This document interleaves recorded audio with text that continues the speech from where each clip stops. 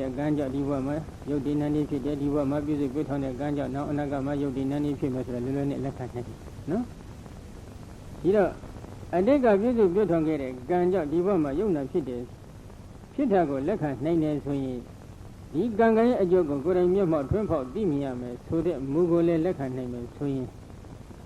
ဒီကံဒီအတိတ်ဘဝကဖြစ်ခဲ့တဲ့ကံကြောင့်ဒီဘဝမှာသာယုတ်ဒီနန္ဒီကအထင်ရှားဖြစ်နေတာဖြစ်တော့ကံကံရဲ့အကျိုးကိုလှမ်းသိအောင်ရှုတဲ့အပိုင်းမှာအတိတ်အနာဂတ်ရှုွက်ဒီနေရာမှာဝင်လာပါတယ်နော်ဒါကြောင့်အတိတ်ကြည့်လိုက်တော့လေအတိတေပိပစ္စယဇေဝပစ္စယသမုပ္ပါဒဓမ္မဇအနာဂတေပိဣတရဟိပိပစ္စယဇေဝပစ္စယသမုပ္ပါဒဓမ္မဇဆိုပြီးတော့ဟောသမဟဝိနောဒိနေတက္ကရာသာမျက်နှာ240 241ကြတော့အဲ့ဒီပုံစံနဲ့ဖွင့်ထားအတိတ်ကြည့်လိုက်တော့လေအကြောင်းတရားနဲ့အကျိုးတရားပစ္စုပန်ကြည့်လေအကြောင်းတရားနဲ့အကျိုးတရားအနာဂတ်ကြည့်လေအကြောင်းတရားနဲ့အကျိုးတရားပဲရှိတယ်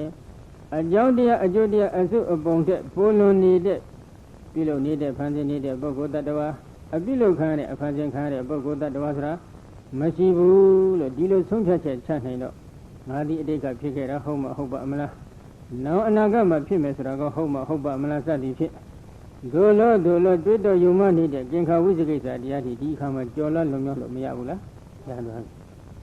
ဒါကြောင့်အဲ့ဒီလိုကြော်လွှတ်လွန်မြောက်တဲ့ဆိုတာကပစ္စယပရိကအညာရရှိတဲ့အခါမှာကြော်လွှတ်လွန်မြောက်နိုင်ပါတယ်နော်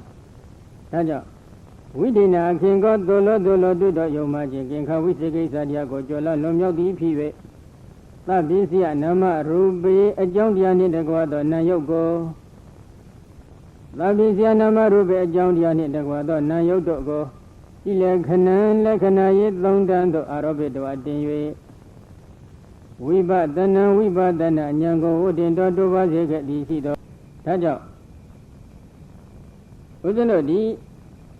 11မျိုးသောအချင်းအဖြစ်တည်နေတဲ့ဒီယုတ်တရားတွေကိုပေါင်းစုခြုံငုံပြီးတော့အနိစ္စသို့မဟုတ်ထိုယုတ်တရားတွေဖြစ်ပြီးပြည့်နေတဲ့သဘောတွေကိုဉာဏ်နဲ့မြင်အောင်ကြည့်ပြီးအနိစ္စလို့ရှုတယ်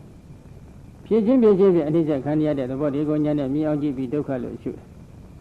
မပြည့်စည်ပဲအကြိမ်ကအခိုင်အမာအနှစ်သာရအဖြစ်တည်နေတဲ့အတ္တမဟုတ်တဲ့သဘောတွေကိုဉာဏ်နဲ့မြင်အောင်ကြည့်ပြီးတော့အနတ္တလို့ရှုတယ်အဲဒီလိုပေါင်းစုခြုံငုံပြီး11မျိုးသောအချက်ဖြင့်တည်နေတဲ့ယုတ်တရားအစုပုံတွေကိုလက္ခဏာရဲ့သုံးတန်တင်ပြီးတော့ရှုပွားသုံးတန်နေတဲ့နိစ္စနိမျိုးကိုတော့ကလပသမတနာရှုပွားနည်းလို့ဒီလိုခေါ်ပါတယ်။နယဝိပဿနာလို့လည်းခေါ်တယ်။အခေါ်သာကွဲတဲ့လုပ်ငန်းခွင်ကတော့အတူတူပဲနော်။အဲဒီကလပသမတနာနည်းအဖြစ်ဝိပဿနာဘာဝနာကမ္မထံစီးပြန်ခဲ့ရင်လည်းအရတ္တဖို့ကမရောက်နိုင်ဘူးလားဆိုရောက်ပါတယ်။ထုံးကတော့အဲ့ဒီပိဿဝဂ္ဂိ9ခုအနိကဆုံးပဲနော်။ဓမ္မစကြာဒေသနာတော်မှာဘုရားရှင်ကသစ္စာဒေသနာတော်နည်းဖြင့်ပိဿဝဂ္ဂိ9ခုတို့ကိုကျွတ်တန်းဝင်အောင်ဖြည့်ချွတ်တော်မူခဲ့တယ်အနတ္တလက္ခဏာသုတ်တံကြတော့သောတာပန်ဖြစ်ပြီးတဲ့ဒီပိဿဝဂ္ဂိ9ခုကိုဒီကလပသမတနာခေါ်တဲ့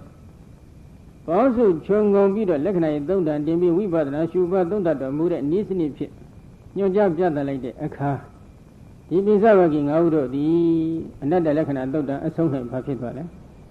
ဟန္တာဖြစ်သွားကြတယ်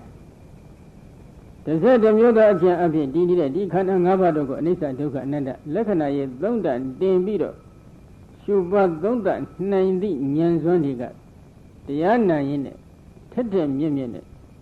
သူတို့ရဲ့ယုံနာတန်တာအစဉ်မှာဖြစ်ပေါ်နေကြတယ်။ဘာကြောင့်လဲ။အနတ္တလက္ခဏာသုတ်တံကိုကောက်ပြီးဟောလိုက်မှကောက်ခါငင်းငါနဲ့သူတို့ကဒီယုတ်ဒီနန္ဒီကိုအနိစ္စဒုက္ခအနတ္တရှုနေတဲ့ပုဂ္ဂိုလ်တွေမဟုတ်ကြပါဘူး။အနတ္တလက္ခဏာသုတ်တံမဟောမီတဲ့ကဟောဓမ္မစကြာတရားဘွေစောဥအနေနဲ့ဟောတော်မူစဉ်အခါတည်းကနော်ဒီခန္ဓာ၅ပါးယုတ်တရားနန္တရားတွေကိုအနိစ္စဒုက္ခအနတ္တအချင်းအဖြစ်ပိုင်နိုင်ကြီးအရှင်ကိုယ်ဉာဏ်တစ်ပါးသိသွားတယ်။ဉာဏ်နေတဲ့အရှင်အတ္တစီအရှင်ဝဘအစရှိတဲ့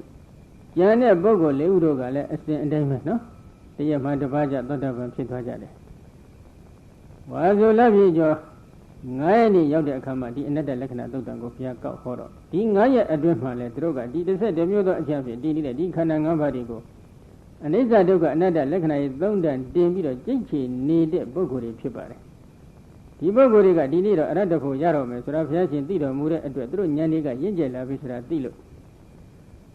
အနတ္တလက္ခဏာသုတ်တံသူတို့ရဲ့ဉာဏ်နဲ့ချိန်ပြီးတော့ဘုရားရှင်ကဟောတော်မူလိုက်တဲ့အခါအနတ္တလက္ခဏာရဲ့သုတ်တံရဲ့အဆုံးမှာအရဟတဖို့စိုက်သွားခြင်းဖြစ်တယ်။စိုက်သွားတော့ဘုရားရှင်ကဒီ11မျိုးသောအကျင့်အဖြစ်တည်တဲ့ခန္ဓာ၅ပါးကိုအနိစ္စဒုက္ခအနတ္တလက္ခဏာရဲ့သုတ်တံတင်ပြီးတော့ဝိပဿနာရှုပွားသုံးသပ်ဖို့ရန်အတွက်ဘုရားရှင်ကညွှန်ကြားတယ်။ထိုညွှန်ကြားချက်ကိုဥထိရွယ်ပန်းစင်ပြီးတော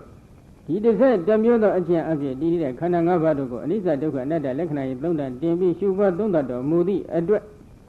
်ဒီပိဿဝဂ္ဂိငါးတို့ကလည်းထိုအနတ္တလက္ခဏာသုံးတန်ဒေသနာတော်ရဲ့အဆုံးနဲ့အရဟတဖို့တည်သွားခြင်းဖြစ်တယ်။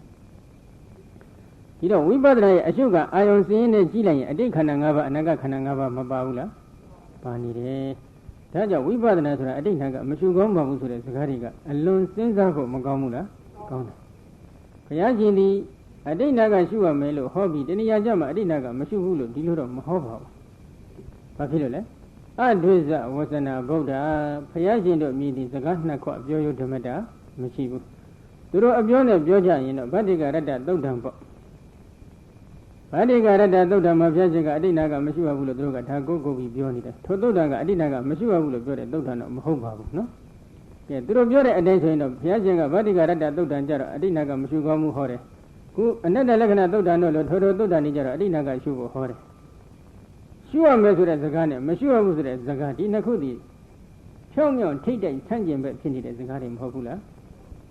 မှန်နေတယ်ထိတ်တိုက်ဆန့်ကျင်ဘက်ပဲအဲ့ဒီလိုထိတ်တိုက်ဆန့်ကျင်ဘက်စကားနှစ်ခွရှိခဲ့ရင်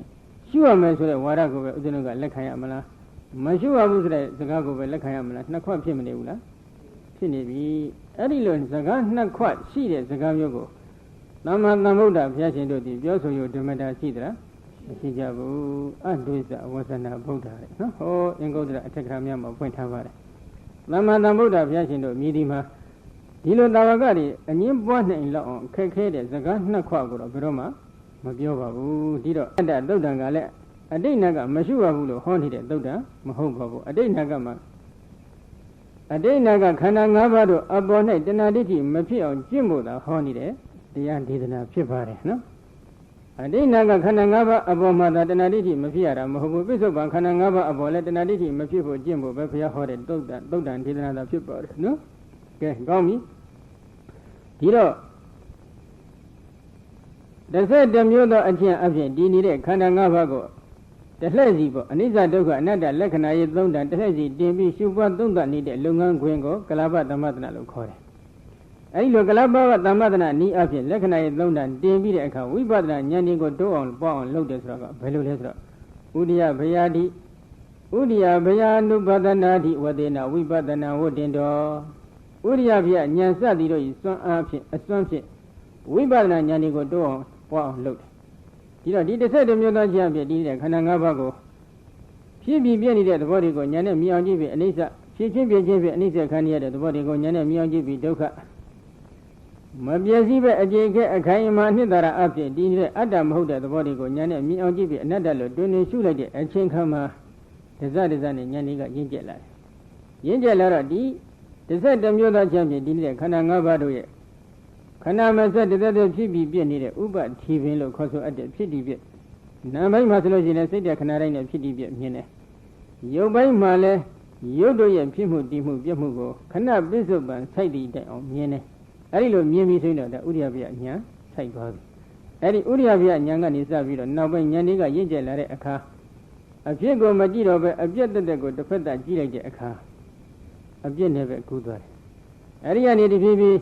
ဝိပဿနာဉာဏ်ဤအစစ်စစ်နောက်ဆုံးမဉဏ်တိုင်အောင်တိုးတက်သွားတဲ့အပိုင်းကိုဝိပဿနာဝတ္တင်တော်ဝိပဿနာဉာဏ်ဤကိုတိုးအောင်ပေါအောင်လုပ်တယ်လို့ခေါ်တယ်ဆိုပြီးဒီလိုရှင်းထားတယ်နော်။ဒါကြောင့်မဟာတိတ်္တကိုရောကြီးတို့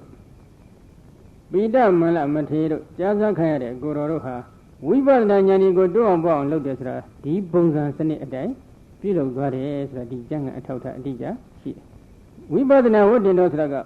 ဝိပဿနာဉာဏ်ဤကိုတိုးအောင်ပေါအောင်လုပ်တယ်ဆိုတာဘယ်လိုလုပ်တာကိုတိုးအောင်ပေါအောင်လုပ်တယ်ခေါ်တယ်ဆိုတာကိုလည်းအတိအကျရှင်းထားပါတယ်။ဒါကြောင့်11မျိုးသောအကျင့်ဖြင့်တည်နေတဲ့ခန္ဓာ၅ပါးတွေကိုဝိပဿနာဉာဏ်စဉ်အတိုင်းအစဉ်စဉ်တိုးအောင်ပေါအောင်များအောင်